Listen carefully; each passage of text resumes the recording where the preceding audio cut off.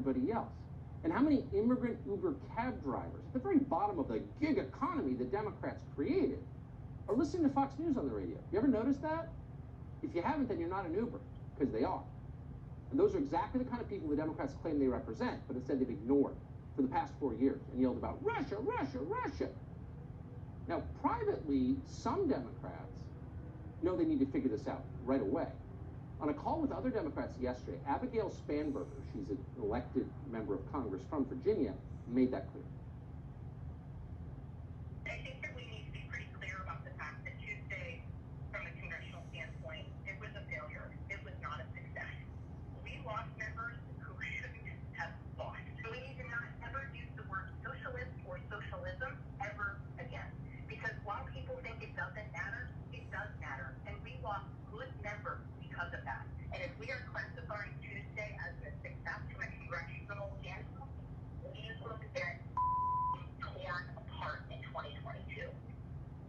Ooh, Abigail Spanberger points out the truth. Of course, most of the Democrats who lost were more moderate Democrats, meaning that Sandy Cortez, who's not only stupid but radical, will have more control of the party. And that's a huge problem for Democrats.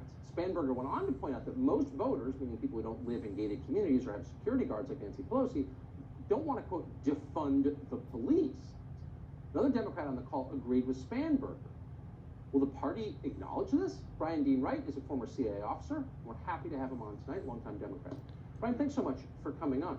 So why did it take totally unexpected losses in the House, pretty significant losses, for the Democratic Party to realize that defund the police, put your life in peril, is not a winning campaign message? Well, the party's unfortunately full of a lot of dumb people, and amazingly, Donald Trump figured that out, because if you look at the coalition of people who voted for him this past election, he's got the working class coalition. People who earn less than $100,000 pulled the lever for him. He got more black and brown and gay people voting for him than any other GOP candidate since 1960. So the question is that Andrea Yang is thoughtfully asking is, can the Democratic Party actually build back that coalition that actually brought it into existence?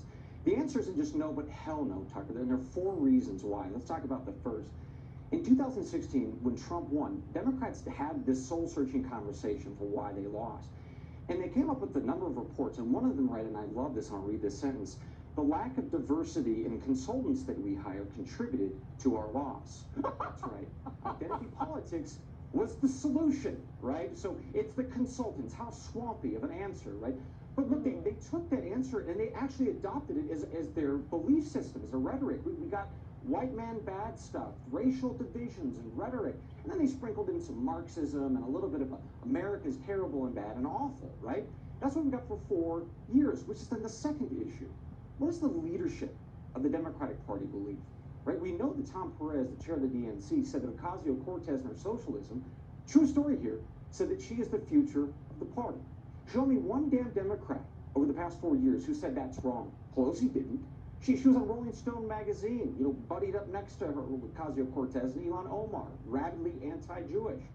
Right? So then we get to the third issue, which is, what do these people actually believe? How are the things that they were going to adopt as law, how would that actually impact the working class?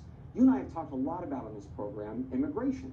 When you have immigrants come across the border who can't speak English and have poor education, they take jobs from those who don't have high school educations in this country. That depresses wages, that hurts the working class. The Green New Deal, they want to phase out the cattle industry. How does that affect ranchers and farmers? What about the timber industry they want to get rid of? How does that affect folks who are working in our forests tonight? The point is that what they believe also hurts the middle class and the working class. And my God, let's look at the trade agreements. Why is it over the 50 years that Joe Biden's been in Washington, every one of these trade agreements have somehow benefited countries like China and the folks on Wall Street? But the towns where you or the folks watching this program tonight come from originally, they're dying, right? I mean, we have pride, but we get cheap crap at Walmart, and then we get injected with booze and opiates. Right, and then that's the final piece of it. So where's the money that feeds the Democratic Party? Where's that coming from? We talk about the Wall Street folks, the people from China, the folks that, bottom line is, they're getting money from the big tech people, and that ain't going to change. Democrats aren't going to change the hand that feeds them. That's why, 4 reasons, Democrats are not going to change who they are. I think that's a really smart analysis from the inside, someone who knows the party well. Brian Dean Wright, great to see you. Thank you. Well, if the corporate hologram known as Joe Biden wins, big tech will have more than an ally in the White House. It will have a lackey in the White House. What does that mean for freedom of speech? Your ability to say what you think is true. I'll tell you next.